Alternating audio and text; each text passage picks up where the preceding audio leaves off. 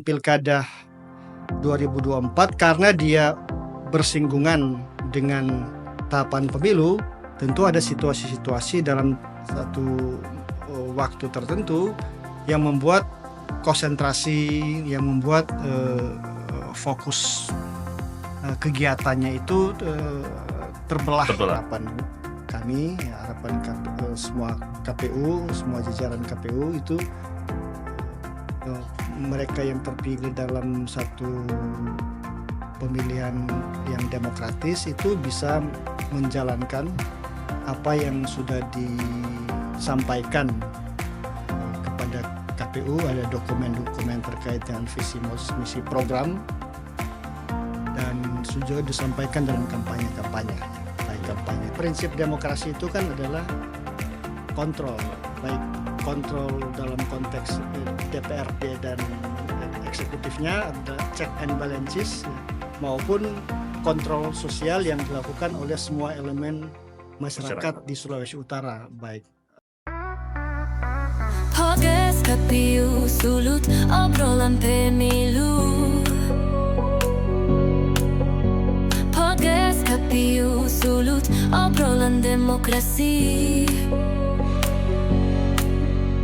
Podcast KPU Sulut for teman pemilih.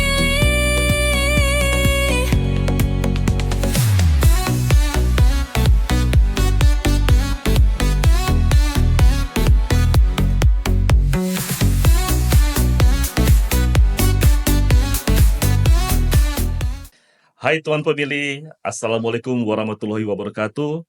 Shalom, Om Swastiastu, Namo Buddhaya, salam kebajikan. Apa kabar teman semua? Semoga teman pemilih dalam keadaan sehat, sama seperti kita semua di sini dalam keadaan sehat. Kita kembali berjumpa dalam acara podcast KPU Provinsi Sulawesi Utara. Nah, di episode kali ini kita akan membicarakan tentang apa sebenarnya yang dilakukan KPU. Tapi tentunya KPU sudah melakukan evaluasi terhadap penyelenggaraan pilkada yang sudah lewat beberapa waktu lalu. Nah, karena itu di kali ini kami mendatangkan tamu yang spesial, tamu yang pasti sudah teman pemilih tunggu-tunggu. Beliau adalah Ketua KPU Provinsi Sulawesi Utara. Kita langsung menyapa beliau, Bapak Kenli Medi Poluan. Ya, apa kabar Pak? Baik. Luar biasa Bapak, kelihatan segar. Soklar jadi. Soklar. Jadi bagaimana perasaan Pak setelah semua pilkada sudah selesai? Bagaimana perasaan Pak Ketua? Ya tentu bersyukur sebagai makhluk yang beragama, kita bersyukur kepada Tuhan Yang Maha Esa atas penyertaan dan kekuatan yang diberikan kepada semua jajaran KPU provinsi maupun kabupaten kota sehingga dapat melaksanakan keseluruhan tahapan penyelenggaraan pemilihan kepala daerah di 16 satker, pemilihan gubernur dan wakil gubernur Sulawesi Utara dan pemilihan bupati wali kota di 15 kabupaten kota. Iya, jadi ini merupakan penyelenggaraan perjalanan yang panjang menyelenggarakan tahapan pilkada ini, dan Bapak mungkin bisa ceritakan bagaimana proses penyelenggaraan tahapan pilkada ini, bisa mungkin dari proses perencanaan, kemudian ada pembentukan badan ad hoc, dan pada akhirnya resultnya, hasilnya, penetapan pemenang. Bapak bisa ceritakan mungkin secara ringkas Pak, secara tahapan per tahapan. Sebagaimana dalam ketentuan bahwa penyelenggara pilkada di tingkat provinsi, kabupaten kota atau pemilihan gubernur, wali kota, dan bupati itu diselenggarakan keseluruhan oleh KPU kabupaten kota dan KPU provinsi. Tentu saja dalam penyelenggaraan pilkada ya, selalu diawali dengan merencanakan. Perencanaan. Nah, basis perencanaan itu tentunya lewat regulasi yang disusun oleh KPU Republik Indonesia sebagai regulator, dan tentu penyusunan peraturan dan ketentuan di tingkat KPU itu berdasarkan undang-undang pilkada, undang-undang dengan perangkat undang-undang lah yang dilakukan perubahan. Nah, dalam perencanaan itu tentu apa yang disusun oleh KPU provinsi maupun kabupaten kota itu sesuai dengan jadwal dan tahapan kegiatan yang sudah diatur dalam PKPU tahapan pilkada yang dibuat oleh KPU RI, dan kemudian KPU provinsi dan kabupaten kota melakukan breakdown kegiatan-kegiatan atau jadwal yang dilaksanakan oleh KPU kabupaten kota dan provinsi. Nah, secara umum dalam kegiatan dan tahapan yang dilakukan oleh KPU provinsi itu dimulai dengan setelah perencanaan tentu melakukan apa yang disebut dengan pemutakhiran data pemilih, kemudian dilakukan mekanisme pencalonan, ya, Ya, pencalonan. kemudian melakukan tahapan-tahapan yang terkait dengan kampanye, pungut hitung, dan tentu rekapitulasi. Nah, semua itu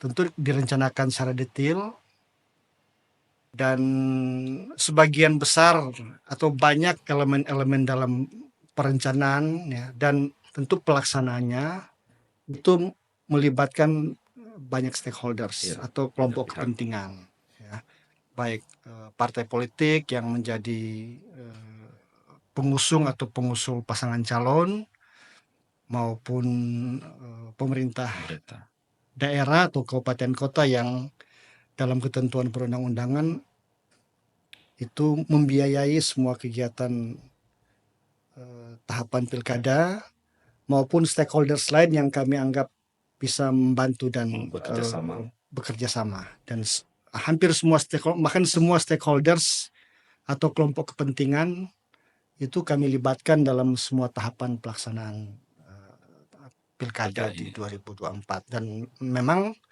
dalam pilkada ini kan ada yang spesifik, ya. Spesifiknya karena pilkada 2024 itu dilakukan secara serentak provinsi, ya. Tentu di tingkat provinsi itu serentak provinsi dan kabupaten kota, dan di tingkat nasional itu serentak nasional di semua provinsi dan semua kabupaten kota. Karena itu di Sulawesi Utara dilaksanakan secara bersama-sama di 16 pilkada. Tentu bagi provinsi, di samping kami melakukan perencanaan dan penyelenggaraan di pemilihan gubernur wakil gubernur, ada fungsi-fungsi yang sifatnya monitoring koordinasi terkait dengan penyelenggaraan pilkada di 15 kabupaten kota.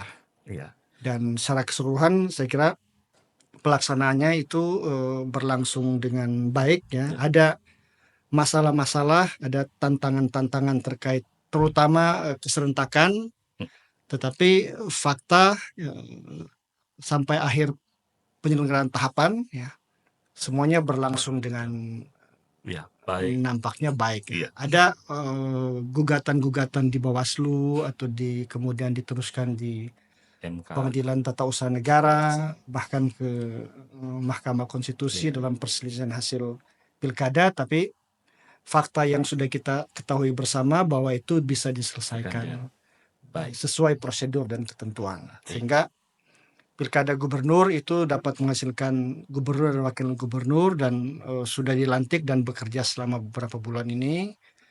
Dan kabupaten kota itu seperti yang tadi sampaikan, itu sudah dilakukan pelantikan di 14 kabupaten kota, tinggal kita menunggu pelantikan di bupati, wakil bupati Kabupaten Kepulauan Talaut, karena Kabupaten Kepulauan Talaut satu-satunya kabupaten kota di Sulawesi Utara yang melakukan PSU berdasarkan putusan Mahkamah Konstitusi. Iya.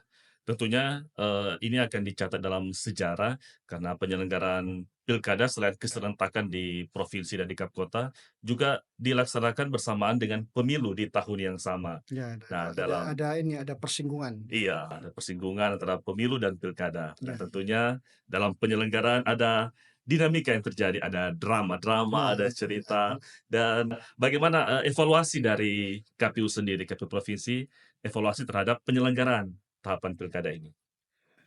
Nah, tentu saja dalam keserentakan pilkada yang baru pertama kali dilakukan Iya. di dalam sejarah pilkada di Pilkada. Indonesia, itu memunculkan tantangan-tantangan yang berulang, ya. Tetapi juga ada soal-soal yang baru, ya. Iya. Soal yang baru itu misalnya tadi disebutkan bahwa penyelenggaraan pilkada 2024 karena dia bersinggungan dengan tahapan pemilu, tentu ada situasi-situasi dalam satu waktu tertentu yang membuat konsentrasi, yang membuat fokus kegiatannya itu terbelah, Terbelah. ya. Sementara melakukan pemilu atau tahapan pemilu, dan kemudian kita sudah melaksanakan tahapan Tahapan pilkada. pilkada. Nah, persinggungan itu tentu ada situasi yang menyulitkan karena yang bekerja itu kan sumber daya yang sama, Sama, ya. iya. Yang di masa lalu itu tidak pernah dilakukan. Iya. Mungkin dulu 2020, ya, ada persinggungan dengan 2019 19. pemilu atau pilkada 2018 dengan pilkada 2019, tapi di level provinsi ini kan mengkoordinasikan 15 kabupaten kota yang serentak dan ada Iya. persinggungannya itu kan baru, Baru.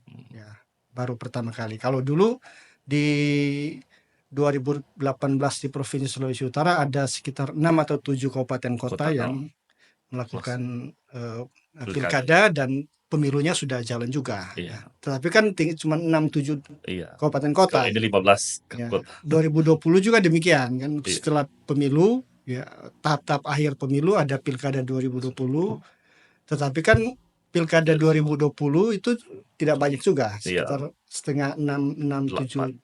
8 kabupaten kota. Nah, jadi dengan kesentakan yang seluruh di 15 kabupaten kota, tentu hal-hal yang terkait dengan fokus, ya, sumber daya itu juga menjadi satu masalah tersendiri. Jadi, iya. Jadi ada ekstra fokus, ekstra kerja keras dari KPU Fokus, ya. karena fokus pemilu, fokus juga dengan pilkada. Pilkada, ya. Dan kalau Pak Ketua lihat dari evaluasi dari partisipasi dari masyarakat untuk mengikuti pilkada dan pemilu ini bagaimana? Apakah pilkada lebih banyak yang ikut serta atau pemilu dan pilkada sama saja partisipasi dari masyarakat ini? Nah, secara data, ya, kalau melihat data, partisipasi pemilu memang lebih tinggi Tinggi. dari partisipasi pilkada serentak, ya. Partisipasi pemilu 2024 itu secara rata-rata itu di 83%. Iya. Ada yang 81 sekian, ada 82 sekian, karena pemilu kan itu memilih pemilihan umumnya terkait dengan 4 atau 5 surat suara kan. 5 surat suara di DPRD provinsi, DPRD kabupaten, DPD RI, DPR RI dan Pilpres. Jadi ada 5 surat suara. Dan Apa mungkin masyarakat sudah jenuh kalau 1 tahun pemilu pilkada 1 tahun nah, dilaksanakan? itu juga faktor yang lain. Tapi dari sisi aktor, karena pemilunya lebih banyak aktor, ya, kan banyak sekali aktor, Iya. yang terkait dengan pemilu. Ada tim Pilpres, ada tim pasangan Pilpres, ada tim calon DPD, calon DPRD dan sebagainya. Jadi aktor yang terlibat langsung dan berkepentingan langsung dalam kontestasi itu kan banyak sekali. Ya. Dan ada faktor-faktor demografinya, ya, keluarga dengan keluarga yang mencalonkan, itu faktor-faktor yang kita lihat sebagai satu alat analisis yang berpengaruh, ya, diduga, ya, berpengaruh terkait dengan partisipasi, sehingga pemilu partisipasinya itu cukup tinggi, ya, sekitar 83% rata-rata. Sedangkan di pilkada kita kan sekitar 76-77%, ya. Pilkada provinsi, ya. Iya. Walaupun rata-rata sulut juga di 15 Satkar itu sekian, sekitar 78%, ya.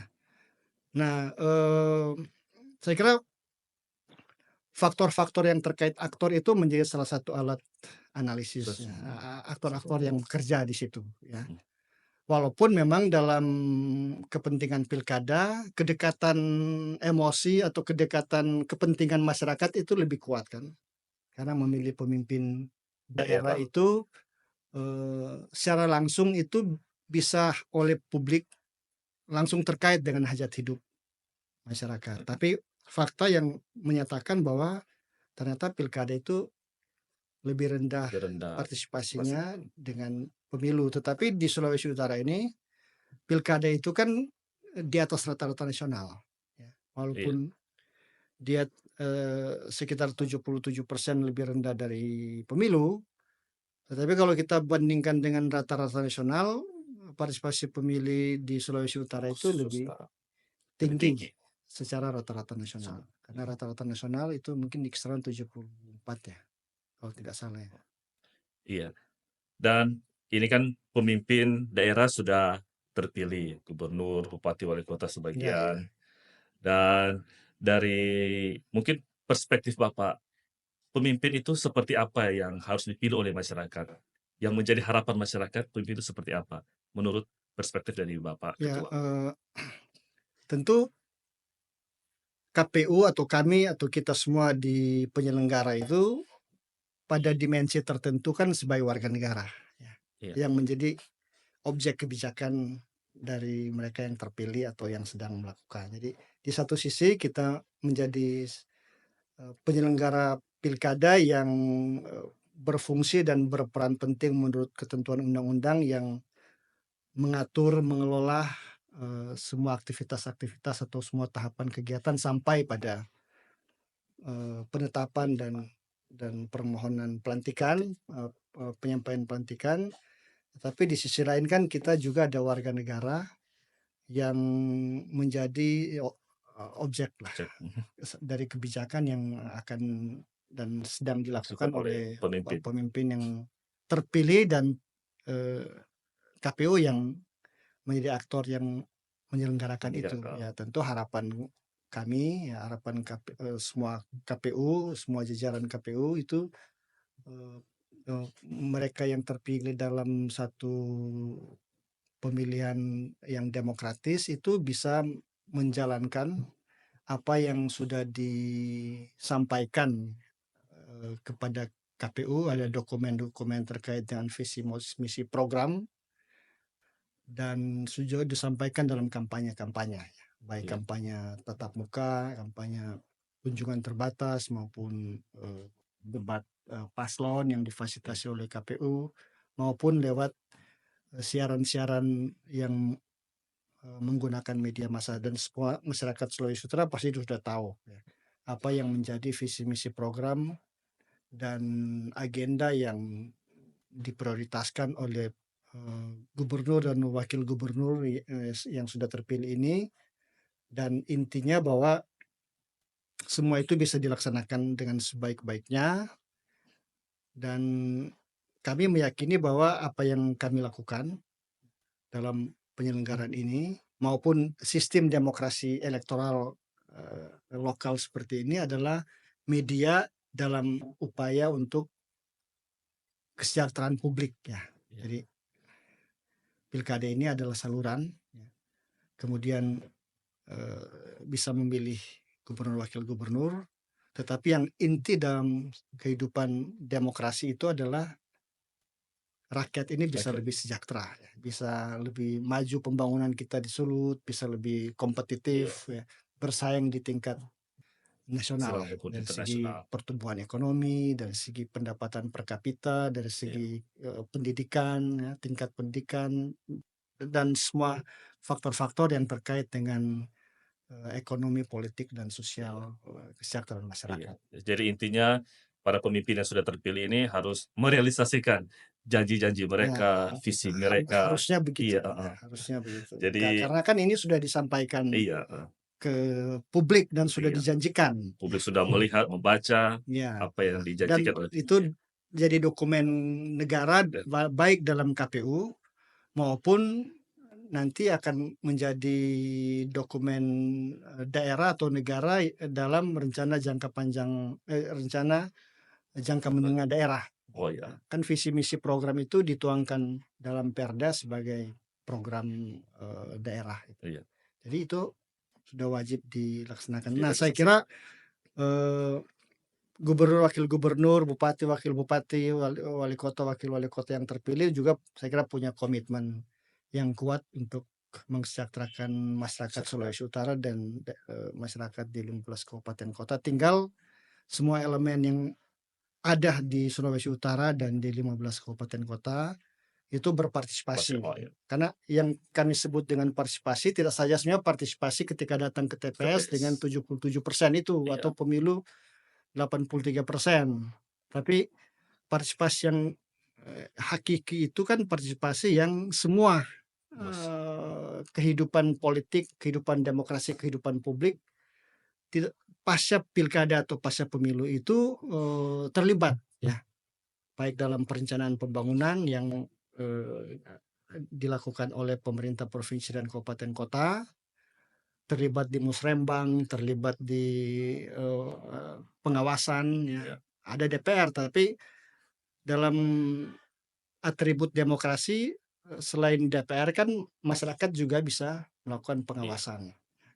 Dan juga dalam terkait dengan perencanaan keuangan atau pengelolaan anggaran. Nah, itu yang harus kita terus lakukan sebagai tindak lanjut dari partisipasi elektoral yang 77% pilkada dan 82% pemilu. Iya, jadi segenap masyarakat harus mendukung dan juga ikut mengawasi. Ikut mengawasi, mendukung, mengawasi, ya, mengontrol. Karena prinsip demokrasi itu kan adalah kontrol, baik kontrol dalam konteks DPRD dan eksekutifnya, ada check and balances ya, maupun kontrol sosial yang dilakukan oleh semua elemen masyarakat di Sulawesi Utara, baik elemen masyarakat sipil berbasis agama, berbasis adat, ya, berbasis profesi. Ya, profesi kan banyak, advokat, guru, buruh, petani, nelayan. Nah, elemen-elemen ini kan yang tahu persis apa yang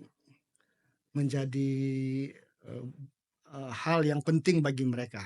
Jadi kalau semua elemen ini bisa berpartisipasi berdasarkan kehidupan masing-masing, maka tentu akan membuat pembangunan yang dikerjakan oleh pemerintah daerah, gubernur, wakil gubernur Sulawesi Utara maupun bupati, wakil bupati, wali kota, wakil wali kota itu bisa berjalan sesuai dengan kebutuhan rakyat atau masyarakat Sulawesi Utara itu sendiri. Gitu. Iya. Oke Pak Ketua. Nah, ini mungkin yang jadi penasaran dari teman pemilih, dari masyarakat secara umum, setelah penyelenggaraan pilkada selesai, mungkin masyarakat bertanya-tanya, apa yang dilakukan oleh KPU saat ini? Kan sudah tidak ada pemilu, tidak ada pilkada. Kira-kira apa yang dikerjakan KPU?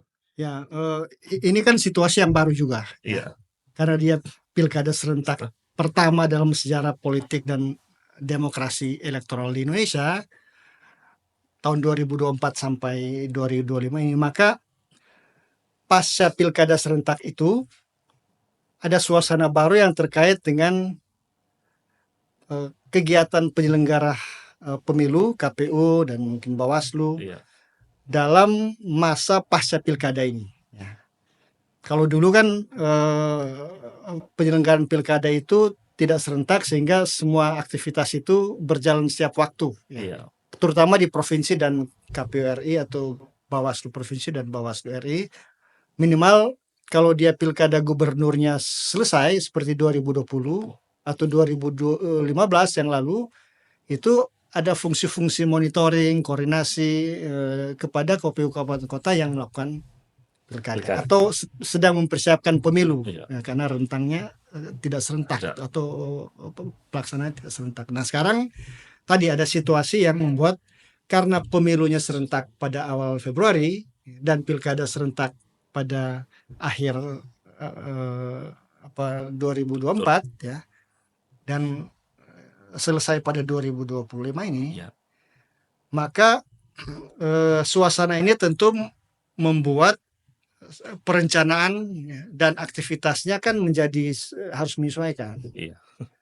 Nah, tapi bagi KPU ya, dalam Undang-Undang 7 tahun 2017 Undang-Undang Pemilu ada program yang disebut dengan pemutaran data pemilih. pemilih berkelanjutan. Jadi setiap waktu sebenarnya selama 5 tahun tidak tergantung pada pilkada dan pemilu, itu harus dikerjakan updating terkait data pemilih, karena data pemilih kan setiap hari, setiap minggu, setiap bulan Ada perubahan. ada perubahan Ya, karena meninggal terjadi perubahan di dan 17 tahun. tingkat pendudukan masyarakat. Iya. Ada yang 17 tahun sudah harus persiapan memilih, sudah masuk dalam secara konstitusional bisa dimasukkan dalam daftar pemilih. Ada yang dia pindah domisili atau pindah bahkan tidak hanya pindah kabupaten, kota dan provinsi, tapi mungkin pindah ke luar negeri. Oh iya. Ada yang kemudian dia pindah pekerjaannya, seperti pindah pada pekerjaan-pekerjaan yang tidak bisa memilih, seperti dia menjadi anggota TNI Polri, Iya. atau purnawirawan Iya, atau anggota TNI Polri pensiun, itu dia harus didaftarkan masuk sebagai data pemilih. Atau tadi ada yang meninggal. Nah, itu semua bagian dari update dari pekerjaan KPU dalam melakukan pendataan pemilih berkelanjutan. Iya. Nah, selain itu pekerjaan KPU tentu akan terkait dengan hal-hal yang menyangkut stakeholders utama KPU, yaitu partai politik. Oh iya. Ya. Dan DPRD.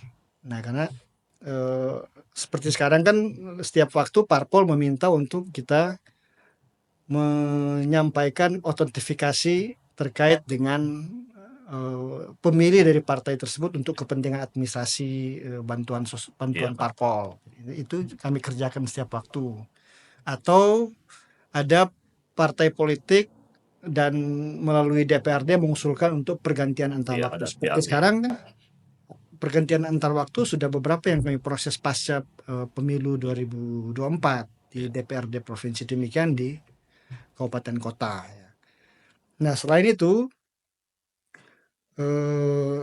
dalam perencanaan KPRI juga fungsi-fungsi terkait pendidikan pemilih, pendidikan politik itu harus dilakukan secara berkelanjutan juga. Mengapa? Karena proses demokrasi substansial kita kan harus diperkuat setiap waktu. Karena banyak evaluasi yang terkait dengan pemilih kita dan demokrasi kita. Jadi KPU bertanggung jawab bersama tentu partai politik, karena tugas pendidikan pemilih itu menjadi tugas parpol dan tugas pemerintah juga menjadi tugas dari elemen-elemen masyarakat sipil seperti ormas, OKP dan sebagainya. Tapi KPU juga memiliki fungsi terkait dengan pendidikan politik dan pendidikan pemilih warga negara, termasuk pendidikan pemilih kepada pemilih yang berpotensi menjadi pemilih pemula yang tadi 17 tahun di sekolah-sekolah SMA. Nah, kami sedang merancang untuk di KPU ini akan menjadi satu laboratorium informasi bagi sekolah maupun bagi kampus. Karena itu kami mengambil kebijakan bahwa silakan saja semua sekolah, SMA terutama, atau kelas 2, kelas 3 yang akan datang ke sini untuk belajar di sini, itu kami siapkan waktu dan tempatnya. Juga kampus-kampus yang mau belajar tentang demokrasi, tentang pemilu dan pilkada, itu kami siap untuk menjadi tuan rumah. Dan demikian dengan penelitian-penelitian, karena di KPU kan menjadi laboratorium data demokrasi dan pemilu di Sulawesi Utara. Semua informasi terkait dengan pemilu dan pilkada itu rasa-rasanya tersedia di sini, walaupun mungkin tidak semua ya. Tetapi setidaknya data-data dari pemilu 2019 ya, bahkan sebelumnya pilkada 2020 itu kan tersedia sebagai sumber informasi yang bisa diteliti oleh kampus ya. Masyarakat bisa akses masyarakat. Tidak saja terkait dengan politik dan demokrasi dan tata kelola pemilu, tapi juga terkait keuangan, terkait administrasi. Jadi kampus-kampus yang bisa datang atau sekolah-sekolah yang bisa datang tidak hanya terkait dengan fakultas-fakultas yang khusus Khusus ilmu politik. politik, ilmu pemerintahan kan, tapi juga bisa ilmu manajemen keuangan atau administrasi dan sebagainya. Jadi itu kira-kira ya. Yang lain tentu di bagian kegiatan rutin keuangan ya itu juga pasti akan tetap Dari divisi dilakukan. hukum pengawasan. Divisi hukum kan itu kan ada soal-soal yang membutuhkan ya kajian-kajian hukum Iya. ya terkait dengan permasalahan-permasalahan di KPU provinsi maupun kabupaten kota, baik terkait dengan hukum administrasi pemilu atau pilkada maupun kode etik ya. Karena itu di KPU provinsi juga kan sering menjadi tempat untuk sidang-sidang kode etik Sidang-sidang dari kode etik. DKPP, karena di KPU sini kan ada 2 anggota yang menjadi ex officio tim pemeriksa daerah DKPP di Sulawesi Utara. Karena hampir setiap bulan ada 2-3 kali sidang DKPP di kantor KPU ya. Nah, saya kira itu yang dikerjakan oleh KPU di sela-sela persiapan menuju pemilu 2029. Karena pemilu 2029 kan tahapannya itu minimal 20 bulan. Kalau undang-undang yang existing sekarang kan dia dimulai pada awal 2027 atau pertengahan lah. Iya. Persiapan pasti akan dilakukan. Iya.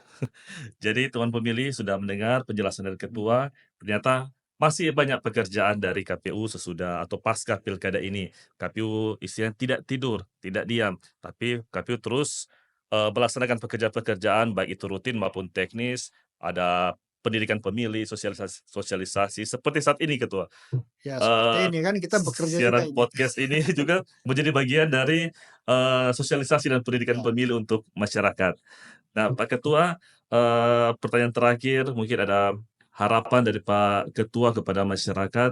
Ya, tadi saya sampaikan kan, di KPU ini menjadi laboratorium data pemilu dan pilkada dan demokrasi.